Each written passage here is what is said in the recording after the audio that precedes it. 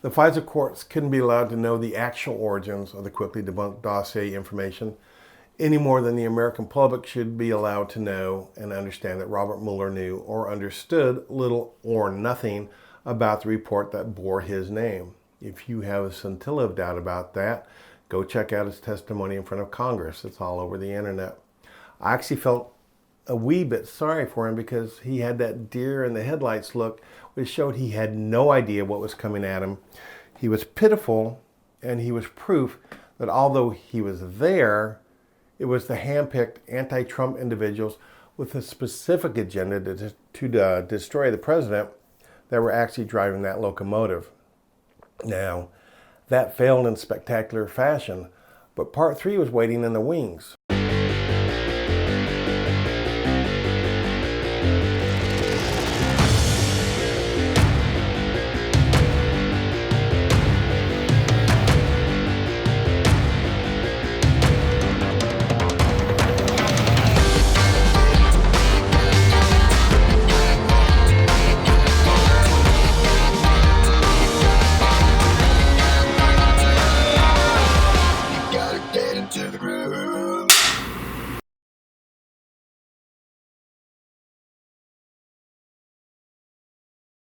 And part 3 was the Ukraine, which has long been known as one of the most corrupt countries in the world.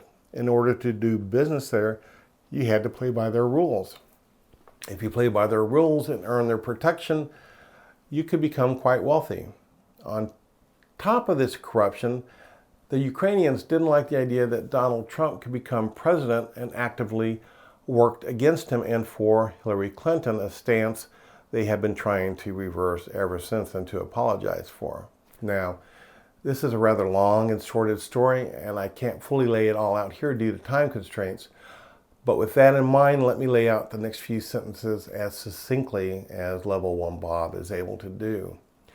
It turns out that a Ukrainian company called Burisma Holdings needed to give themselves the veneer of respectability and a shield against people looking too closely at what they were doing. They hired many people to be on their board of directors that were intended to give that sheen of respectability to them. Unfortunately, they chose people who had little or no expertise in the energy sector, and those people stood out like sore thumbs. Of primary interest was the son of then Vice President of the United States, Uncle Joe Biden. Hunter, the son in question, was being paid at least $83,000 a month to sit on the board of a company that he was uniquely unqualified to be on. Well, why would they give him $83,000 a month to do that? Well, that answer should be painfully obvious. But at some point, someone got it into their head that this corrupt company should be investigated. When it became apparent that the special prosecutor put in place to do this investigation was going to possibly involve Hunter Biden in some form or fashion, then the wheels were set in motion. Suddenly, this prosecutor was being called corrupt and ineligible to do the investigations he was called to do. Now, I don't know if he was corrupt or ineligible or not. I really don't. It's not the crux of the situation here. The crux is that in a trip to meet with Ukrainian officials, Vice President Joe Biden threatened to withhold $1 billion, that's a B, $1 billion in loan guarantees unless that special prosecutor that was sniffing Hunter Biden's tail was fired. To quote in an interview that Joe Biden gave, son of a bitch, he got fired. Now, President Trump is not a big fan of foreign aid to start with. He's especially not fond of giving American taxpayer dollars to countries that he can't trust to do the right thing with it. So he made a phone call. This is the famous phone call, but let's get something straightened out about that phone call right up front. It was made at the urging of some advisors in order to congratulate the newly elected president of the Ukraine, and these advisors probably had low ulterior motives.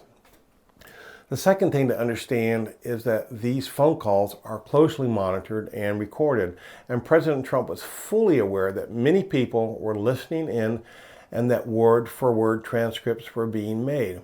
Now, do you actually think a man of his intelligence and canniness would get on a loaded line and demand a quid pro quo from the newly elected president of the Ukraine? Would he require that the president of the Ukraine initiate an investigation into the Bidens, or else President Trump would withhold military funds or withhold an Oval Office meeting? How stupid would that be? Did Trump mention anything about the Bidens? Yes, he did. However, that mention was in conjunction to the Ukrainian president's pledge to rid the country of corruption. There was no demand there, no this for that. Regardless, some unnamed whistleblower who was not in on the call heard alarming information from someone who heard it from someone else that they were deeply offended, disturbed, and downright scared by what the President of the United States had demanded from the President of the Ukraine. This formed the basis for this impeachment hearing. Our president had required a quid pro quo, and that was a no. Well, that whole quid pro quo thing wasn't gaining traction with the voters, and focus groups were convened, and it was discovered that bribery and extortion was something they could get their minds wrapped around. Hence, the language of the impeachment was changed. Many so-called fact witnesses were brought in to testify in a terribly lopsided witch hunt conducted by Adam Schiff, also known as Pencil Neck Schiff. He is the ranking member of the House Select Intelligence Committee, and since he is the ranking member, he was able to draw up his own rules of engagement as far as the impeachment hearings were concerned. He conducted witness interviews in a private, secured area and decided which questions might be asked. If your line of questioning was not approved, he would shut it down. No one was allowed to talk about the interviews outside of the secure setting, but somehow leaks freely made their way to the press. And interestingly enough, most of these leaks seemed to be damaging to the president. Open hearings were finally held with the Schiff rule still in effect, and the only witnesses that were allowed were those that were handpicked by Schiff for their low-hanging fruit. Over 2 weeks of testimony, it became painfully clear that none of these witnesses had any knowledge of any activity by this president that were unlawful or would rise to the level of an impeachable offense. When questioned, they freely admitted it. Now, once again, the liberal train ran off the rails, doing more damage to themselves than they could the President of the United States. Not being able to take a hint, and because never say die is Pencil Neck Schiff's mantra, the Intelligence Committee voted along party lines to send the next phase of the inquiry to the House Judiciary Committee. That's what's going on right now. This committee is chaired by Jerry Nadler. If that name sounds familiar, it's because he showed his complete ineptitude in the Mueller testimony. To be fair, he didn't have much to work with, but what little he did have was bumbled. So, does it ever stop? My gut feeling is no. Adam Schiff has already declared that they're going to continue to investigate President Trump, and they plan to circle back around to the already discredited Mueller testimony in some sad hope that they can root up a little morsel that can sustain themselves. Remember, Adam Schiff has displayed his ineptitude and dishonesty repeatedly over the last 3 years by proclaiming that he had concrete evidence of Trump's collusion with the Russians, but has never managed to make any of that public, even during the hearings in the House. He's not ever going to give up, but that may well be good for the Republican Party. If this so-called inquiry makes it through the Judiciary Committee and to a full House vote, it may or may not pass along party lines. I think certainly no Republican would vote for it, but there are several Democrats from swing districts that voted for Trump, and I think these Democrats are feeling a little bit sick to their stomachs right now. They don't want to have anything to do with this impeachment, and they told Nancy Pelosi that. If these people vote the party line, they may well find themselves looking for work come the next election.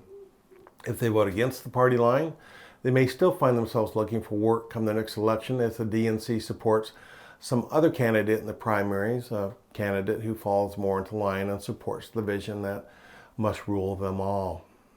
So, there is a good chance that this makes it out of the House and into the Senate. At this point, it pretty much has to. Pelosi, Schiff, and Nadler have taken this way too far, and there's no reasonable way to turn back and save face. Someone has suggested that they drop the impeachment effort and simply censure the president. That someone, by the way, is a Democrat from one of those swing districts who would like to survive all of this. But a censure would be too little, too late.